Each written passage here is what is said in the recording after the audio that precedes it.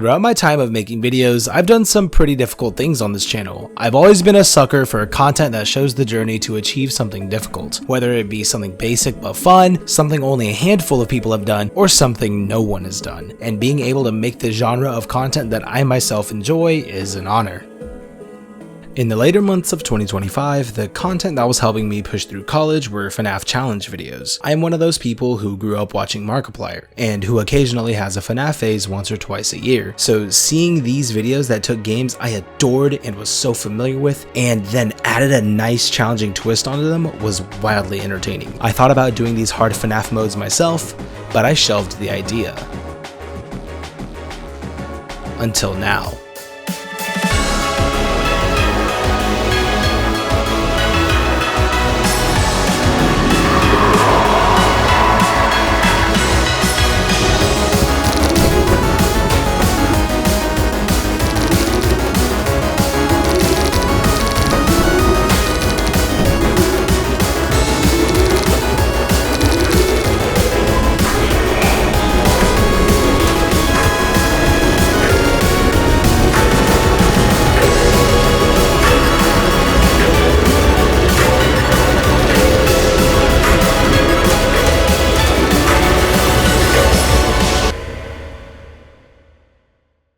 What is up, YouTube? Today we are going to be playing Five Nights at the Gangs. This is Five Nights at the Gangs, or FNaTG for short. A game developed by TryFlyYT and the Ashton 2000. This game created a splash in the FNAF Max mode community and is arguably a genre in of itself.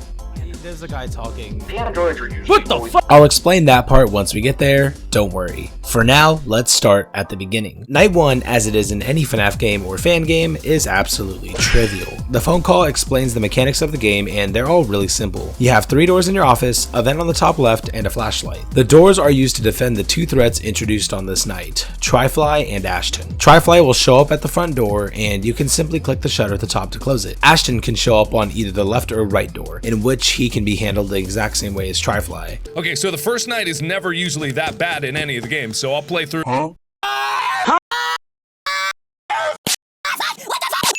Night 2 introduces Malachi, who is pretty simple as well. He will show up at the front door, and instead of closing it on him, you have to spam your flashlight a few times.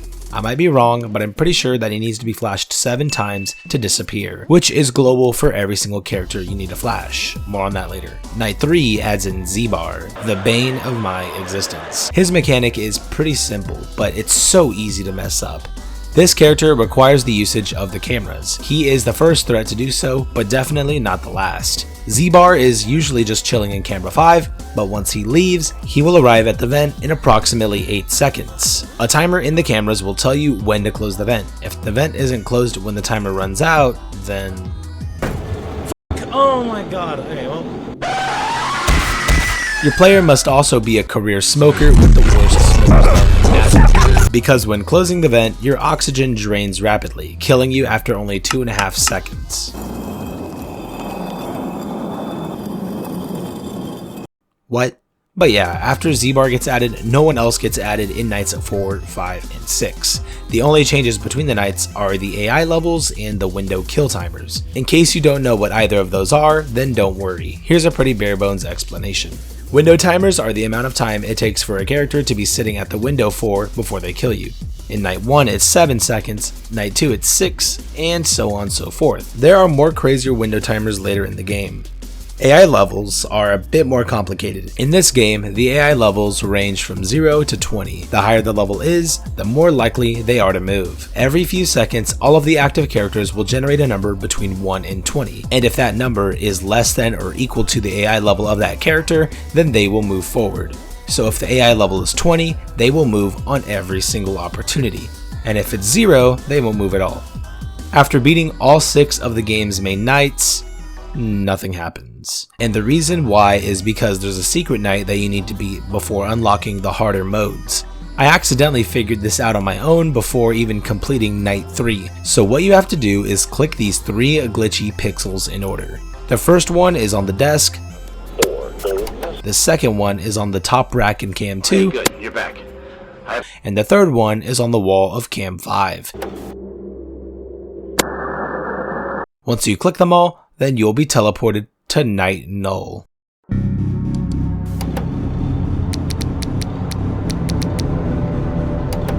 After the night starts, everything will turn purple, and suddenly, the first of the 2 new threats gets introduced. This is 3into. He is a combination of the other 4 characters, but still works a little differently than them all. He attacks at all 3 doors, he can show up in front of your desk where he will act like Malachi, and he will give you only 2 seconds to close the vent when attacking. Although, this is made easier by the fact that he does make a lot of noise before reaching the office. But then at 3 AM, the other character gets introduced. This character is the hardest character in the game. Although he isn't difficult on his own, his superpower is that he makes everyone else 100 times more difficult. This is Cool Kid. Okay. What, bro? Are you fucking right here then? No, okay, no, we're just gonna die to Cool Kid then. Cool Kid acts as another camera check, except this check isn't for some timer. You're basically playing hide and seek with this dude. Whenever the monitor in your office turns red, you have only 10 seconds to find Cool Kid and click him in the cameras. As time passes, he will glow more and more white, making him slowly become easier to see on the cameras. These 2 characters alone aren't difficult at all. Even though 3into combines 4 characters into 1, he can only do one thing at a time, which means that the strategy of sitting in the office fending off 3into while you wait for Cool Kid to show up is the strategy for this night. All of those nights were pretty easy to beat. However, beating the first 6 nights in the secret night unlocks the first real challenge of the game.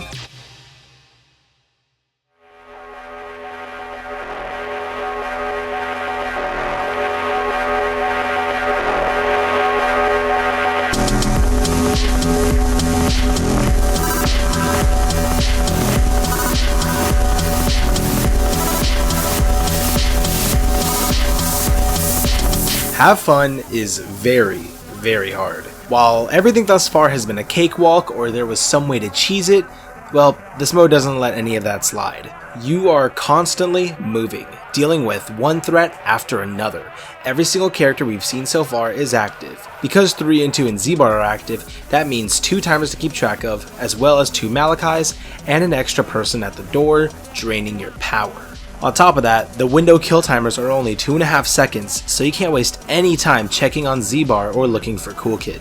Oh yeah, speaking of Cool Kid, 2 of them spawn at the same time. So on top of having to deal with getting swarmed by everyone in the office, you need to find time to check the cameras and click on 2 Cool Kids within 10 seconds of them spawning. Sometimes they even spawn on top of each other, which means whenever you see a Cool Kid, make sure to double click just in case. So with all that out of the way, how was I doing?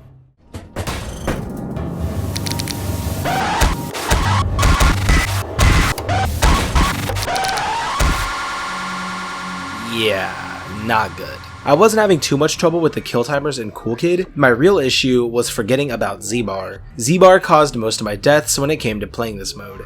After attempting to play it for like an hour, I turned it off because I was getting nowhere. Then a few days later, I started playing it at the end of my streams. I learned some strategies since then from Lufu's guide video about FNaTG. And during this stream, I was getting further and further. I'm dead now, right? I had crossed the 3 AM barrier, which had a cool effect around the screen to warn you that you're halfway there.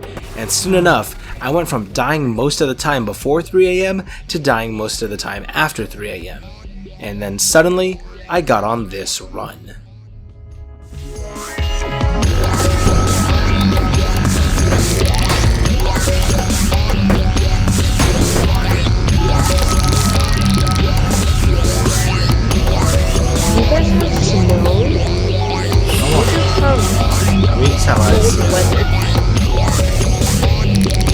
Come on. Oh my god.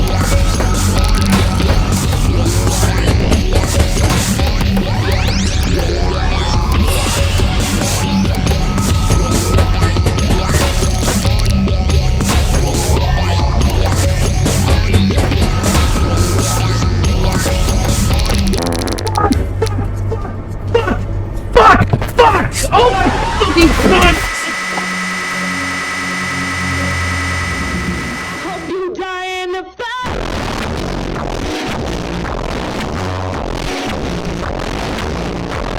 Okay, my strategy was very clearly working, but you might not be able to tell what's going on. My strategy covered all of the cool kid spawn locations, except I did it in a different order than most people would do it in normally. So once the monitor turns gray, which I forgot to mention earlier because yes, in Have Fun, the monitor turns gray instead of red to indicate cool kid spawning, most people would stay in cam 1 because it covers 3 cool kid spawns. Then from there, go to cam 6 and then cam 3. You'll usually move to the next camera if you can't find all the cool kids, and this cycle will result in finding both of them. But for some godforsaken reason, I did this cycle backwards. Yeah, not sure why. So with the ghost of my past mistakes behind me, I booted up my stream the next day, and I was truly dedicated to beating Have Fun.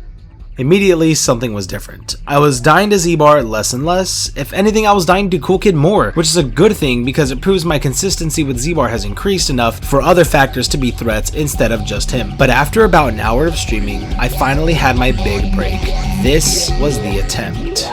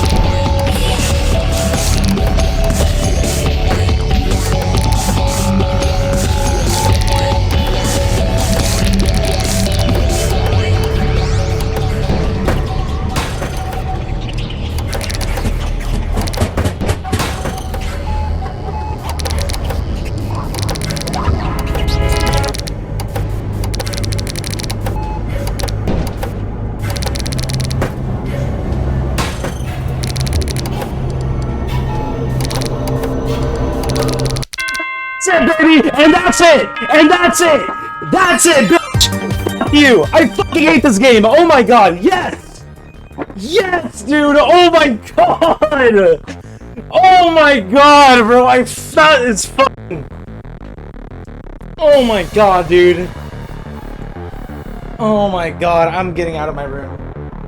And just like that, I had surpassed Have Fun with flying colors. However, Have Fun is only the first max mode of FNaTG, because after beating this, you unlock Pizza Man.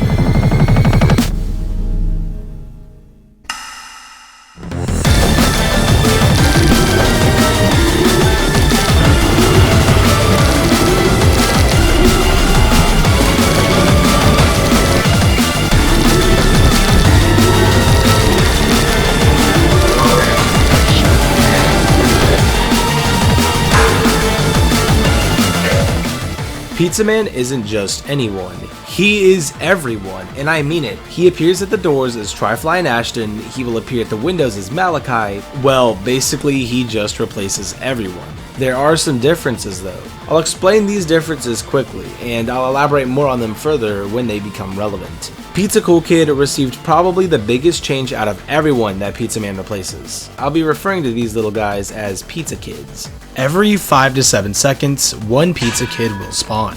Now I know that sounds insane. 5 seconds? Now, instead of dying to these cool kids in 10 seconds, you will die to them in 30 seconds. But they will stack and it will become an issue. Not to even mention that there's additional Pizza Kid spawns in cams 3, 5, and 6, as well as the fact that they can run around the building at varying speeds, forcing you to use almost every camera in the game. And they could spawn in your office too.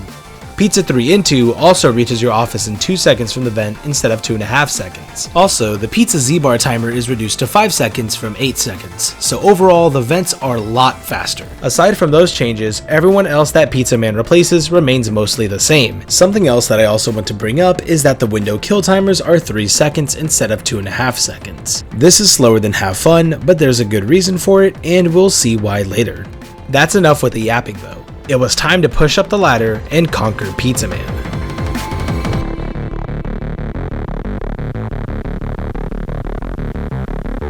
Now the first thing to mention is that Pizza Man has changes every hour. At first they're visual, but later on they are rule breaking. You might have noticed that everything is red.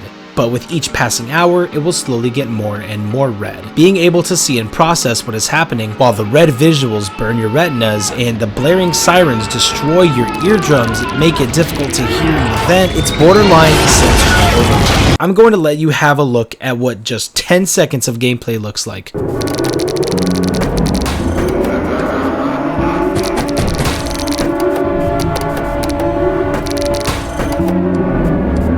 Yeah, it's a lot, so I had to train my brain and hands to make sure that I'm constantly on top of everything that needs to be processed. What ended up helping me a lot is making a mental cue system, which is basically where I start taking short-term mental notes and then go down the line of what's most important to deal with first and when. Once I got this down, I was able to make it to 4 a.m. Or, well, 4 a.m. is when I started to clip my progress. Oh, I made it to false 4 a.m. I'll take it. Dude, that's the furthest I made it so far. This was almost 6 days after I'd beaten Have Fun. On the same day I made it to 4 a.m., I also made it to 5 a.m. The visuals for 5 a.m. are...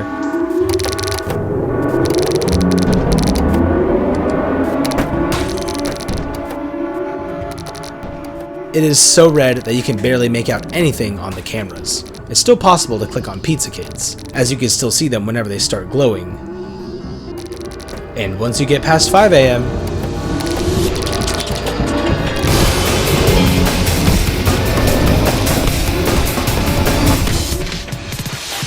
yeah, Pizza Man doesn't end here, as I'm sure you all know. In fact, after getting through all of that, you're not even halfway through the night, as the night in full is 12 minutes and 27 seconds long. The first 6 minutes of the night are referred to as the false hours, as time here kinda means nothing. Once you get past this, you enter the transition. The transition is this flashy little halfway point of the night. It's 30 seconds long and it connects the false hours to the true hours.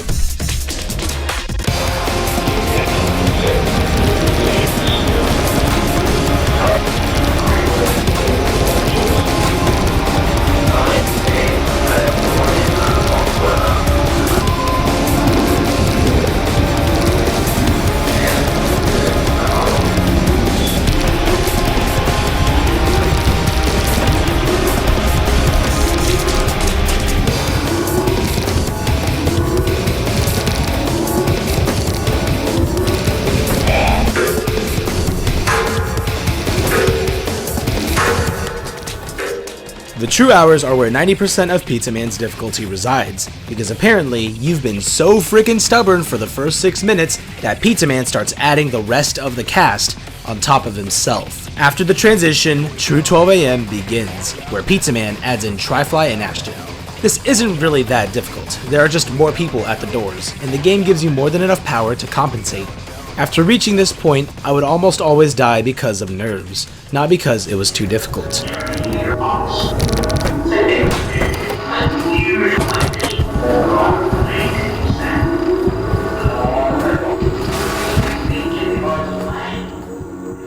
But 2 days after making it to True 12 a.m., I would enter into True 1 a.m.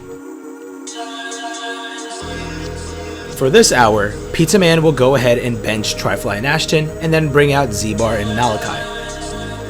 As you can imagine, this is a huge problem. You now have to deal with Z-Bar, Malachi, and Malachi on top of Pizza 3 and 2. This means that sometimes you'll see up to 3 timers in the cameras. This would be a huge problem, but luckily, True 1 a.m. is the one time that we, the player, receive a buff.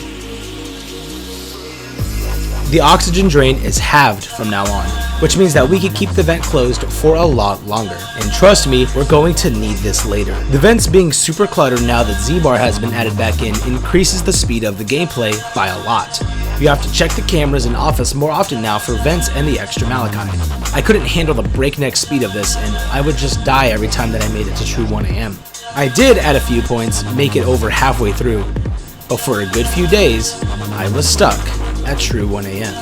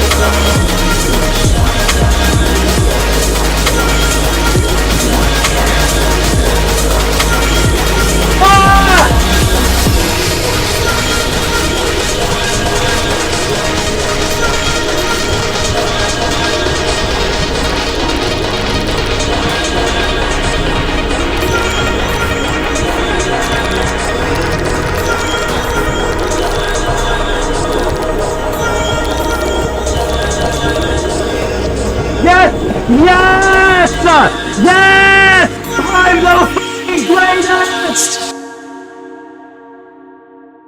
I had completely skipped True 2 AM and went straight into True 3 AM. In case you didn't notice, True 2 AM is the same as True 1, except Tryfly and Ashton get added back in, and in True 3 AM, everyone gets swapped out with 3 and 2 and Cool Kid. Now, I know how that sounds. Finding Cool Kid while searching for the Pizza Kids also can be a hell of a pain, but luckily, we are spared from have fun because only one Cool Kid will spawn every 16 seconds. Thank the Lord.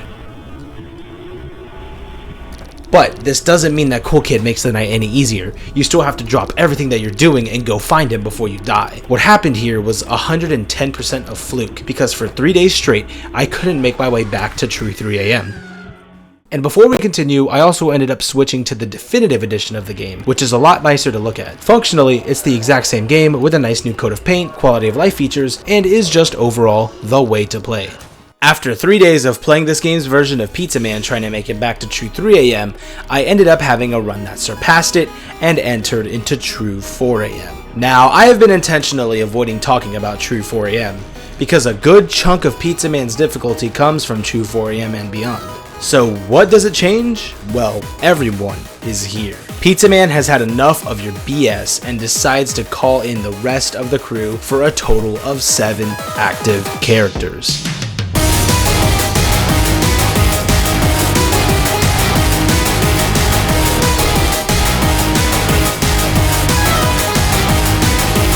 There's 4 people in the vents that can kill you, 4 Malachis, the doors are constantly being bombarded, all while you have to search for Pizza Kids and Cool Kid.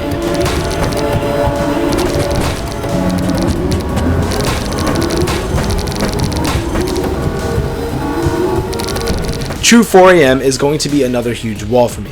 The mental queue system that I created gets overloaded really quickly, because adjusting from True 3 to 4 AM is the equivalent of waking up a hungover homeless man, throwing him into the driver's seat and asking him to drive in oncoming traffic while we get to his destination. True 4 AM is really, really hard, and I nearly gave up here. I played on stream, every day after class, every day before and after work.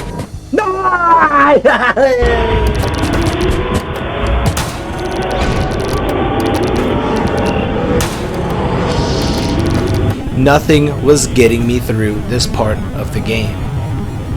No! I fucking missed the fucking Pizza Kid! Until I just did?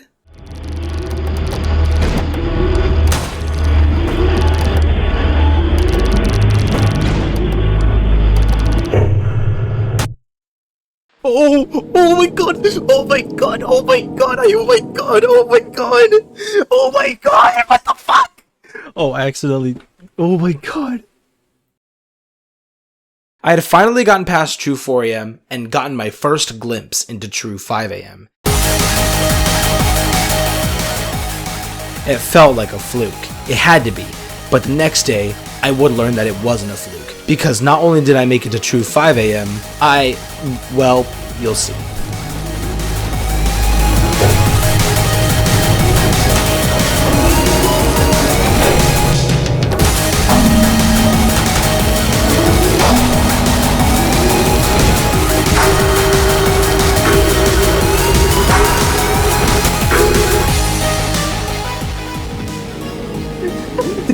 Oh my god. What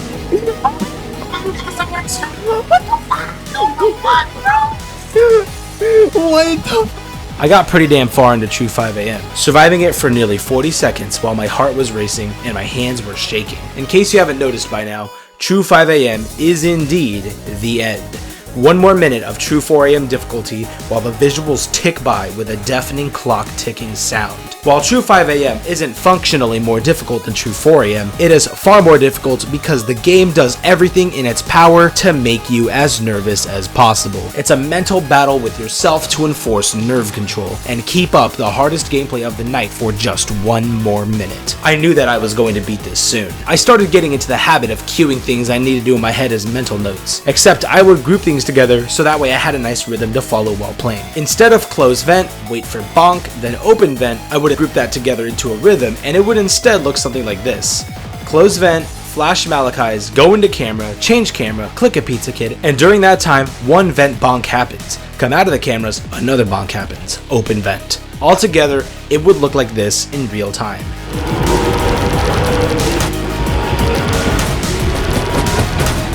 Immediately after I finish that string of objectives, I move on to the next thing. If you watch any gameplay of anyone completing Pizza Man, you will spot this happening everywhere. Multitasking becomes key. Instead of dealing with one threat after another, take on 4 at a time. Move on to the next thing you need to do. With this mindset, I started streaming the next day, and immediately, something was happening. I was making it to true 4 AM on almost every attempt. I even made it to true 5 AM once.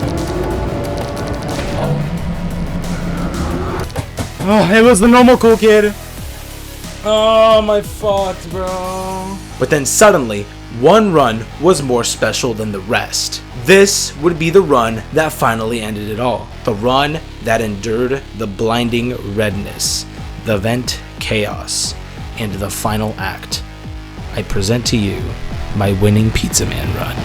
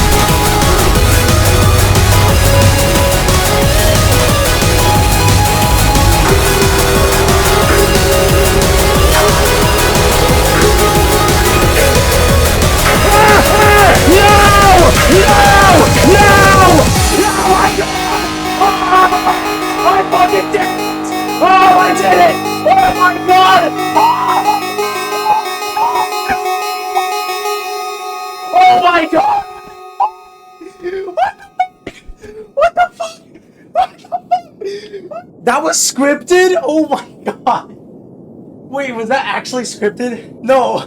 12, that's it? Only 12 people saw that? Oh my god, 5 actually, 5. Oh my, I like jumped out of my seat. I jumped out of my seat, about to freak out, turn around, and then I see it's 6 AM and I'm like, dude, that's fucking crazy, bro. Oh my god, I actually did it. I went into Pizza Man clueless. Honestly, I did not know what I was getting myself into. I thought this video would be easy to make, but if anything, this was the hardest time I've ever had recording a video. But after I finally beat Pizza Man, something felt off. I didn't feel like I accomplished my original goal. I mean, like, I did beat Pizza Man, right? Well, as it turns out, when it comes to the definitive edition of Pizza Man, it is far easier than the normal version of the game. And this is for a multitude of reasons. Well, one main reason is because of all the quality of life changes. Things like the vent pictures and overall the enemies being a bit more tame made the night a lot easier, especially the vents. The vents in the definitive edition were far easier than the normal game, so my goal was clear. It was time to beat Pizza Man, this time the way it was meant to be beaten. If we take every factor into account, we can determine that the base game Pizza Man is anywhere from 2 to 3 times harder than Definitive Edition Pizza Man. Now, I can't just jump back into the normal game after this. I actually spent some time doing some other max modes in the Definitive Edition. For example, I beat Nightmare at the Factory, which is essentially just true 4 AM for 6 minutes straight, and then I beat Have Fun All Challenges, which was brutal. Oh my god! After all this, I started easing back into the grind of playing the normal version of Pizza Man. I did this while simultaneously playing Definitive Edition Pizza Man as well, where I would actually go on to beat Pizza Man several more times. I actually collected 4 additional Pizza Man victories on the Definitive Edition before I started to make any significant progress in the base game. I made it to true 4 and 5 AM in the base game, and the difference in difficulty was immense. Having to deal with everyone while keeping track of the vent timers that blend into the black and white background that true 4 AM resembles makes the vents way harder than they need to be. These little black ghost guys start spawning once the true hours start, and they walk around like how the pizza kids walk around. They spawn very, very slowly, so you don't notice that the 2 of them from true 12 a.m. turn into like 20 by true 4 a.m. I don't know what it is about these guys, but they induce anxiety in you unlike anything else. Going from only a couple of pizza kids wandering the hallways to dozens of black shadow demons being thrown in is really a crude reminder of how much progress you've made and how it will all be gone if you lose, and the last 11 minutes of perfect gameplay were for nothing. Suddenly though, the most eventful day ever came up, as attempts today were deep and consistent. Almost every attempt made it to true 4 a.m. and beyond. I could smell the victory, and I was going to get it today if it was the last thing I do. No, bro. I had one run that seemed special, a run that had nothing wrong throughout the whole thing. It was a textbook Pizza Man run, with everything being perfect. Then true 5 a.m. struck. I had to remember when Cool Kid spawns. First true 3 a.m. tick, second true 1 a.m. tick. I will see visual changes on the monitors. Just stay calm and focus.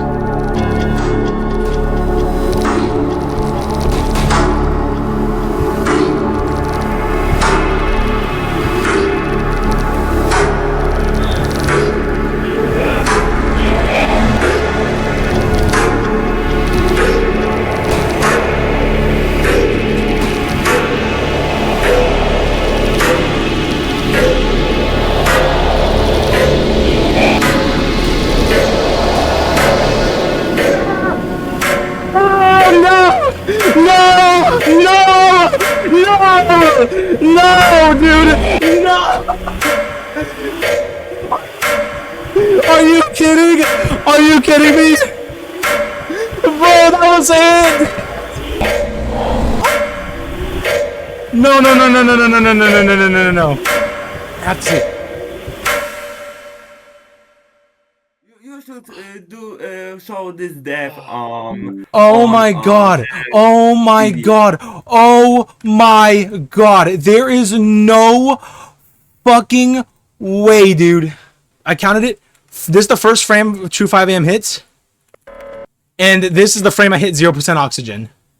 Which is an immediate death. Two frames, oh my god! That is the worst thing that could have possibly happened. You want me to do some dishes? I'll do some dishes. What's the situation? Chris won't do what I told him. I'll handle this. Dying to lack of oxygen is the only death in the game without an animated jump scare, and because of this, the game doesn't have any time to override it with Pizza 3 into scripted death animation. I don't know if my explanation for why dying to oxygen is the reason I lost by mere frames was correct, so if any of the developers are somehow watching this video, then hi. Please correct me in the comments. I love your game. Thank you for watching. Alright, back to the video. Why was this the most important day ever? I had a huge fail, sure, but what happened after is more important. After the fail, I went out and had sushi with my family, but coming home, I felt more motivated than ever to finish this here and now. I got 3 true 4 AMs in a row, and on the 4th run, it happened.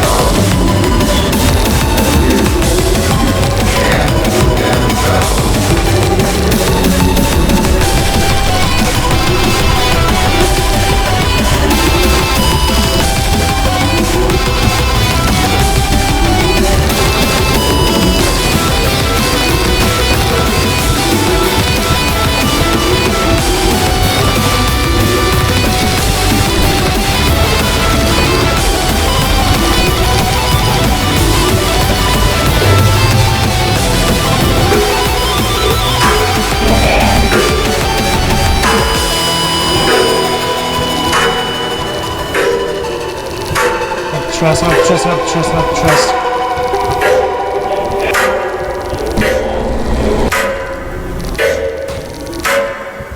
Yes! Dude, I did it! I did it! I did it! Yes, bro!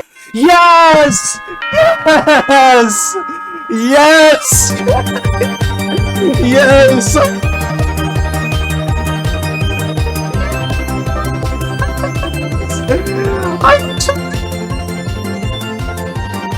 Oh my god! I did it! I did it! I did it! Oh my god, I did it! I did it! I did it! I did it! I did it! I did it! I did it! It's over! Oh my god! Dude, oh my god! Oh my god! Oh my god! Oh my god! Oh my god! Oh my god. I admire your determination. I would give you something, but I have nothing. Actually, looks like this game never gave you this badge. So here you go. Game should have given it to you beforehand. Oh my god. I'll be seeing you soon, hopefully. Goodbye. That was the most insane thing ever, dude. I think it's over. And just like that, I had redeemed myself. Recovering from the worst fail of the century has turned into the greatest relief of my life. I thought that this was where the high cortisol gameplay was going to end, but I ended up doing something else immediately after this. After beating the real version of Pizza Man, 2 new modes were unlocked. If you go back to Five Nights at the Gang's Definitive Edition, a new mode past Pizza Man has been unlocked, called Eternal Pizza Man. Now, what this basically means is that it's pretty much the exact same thing as Pizza Man. Same characters, layout, night length, visual changes, except the entire night is at true 4 AM difficulty. That's right, 12 minutes and 27 seconds of the hardest possible Pizza Man difficulty. This is by far the hardest thing I did in this video, but if anything, completing this was just a victory lap around Pizza Man, as if everything else wasn't enough. I did struggle a little bit, but that struggle only lasted 1 attempt.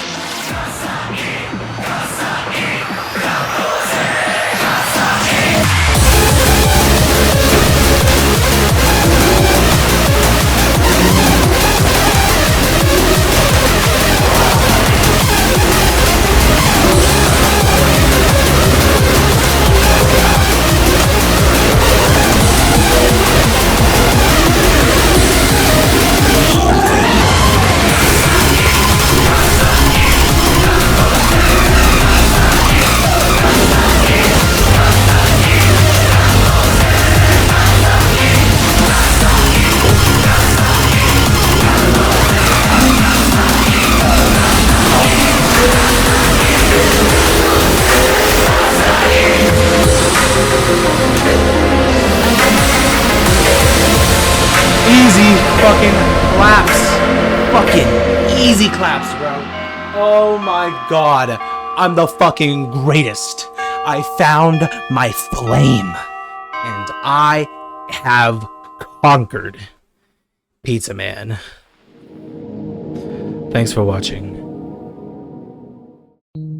This video is one that will define my channel in the future. Not only did I make this video to bring awareness to this awesome game, but I hope you also enjoyed it. I have now completed my trifecta of channel defining videos: storytelling, humbleness, and pushing myself out of my comfort zone. If you enjoyed this video, then be sure to leave an uproar in the comments for more stuff like this, because I'd totally be down for it. And now for my finishing thoughts. This experience was unlike anything I had done before on this channel. As a person who is a huge fan of FNAF games, FNaTG wasn't at all what I was expecting to experience. It was difficult, unlike anything I had ever put myself through, yet I had a huge amount of fun. The game was addictive and fluid. It was designed with speed in mind, and very well designed too. It does have a very bare bones style, but if anything, the mild retro look of the game is a plus. Combined with the silly looking characters and names, FNaTG captures an old Roblox look, and to Tryfly and Ashton, you created something special. Something that has left a huge mark on the Max Mode community. Now, whether or not that's a good mark,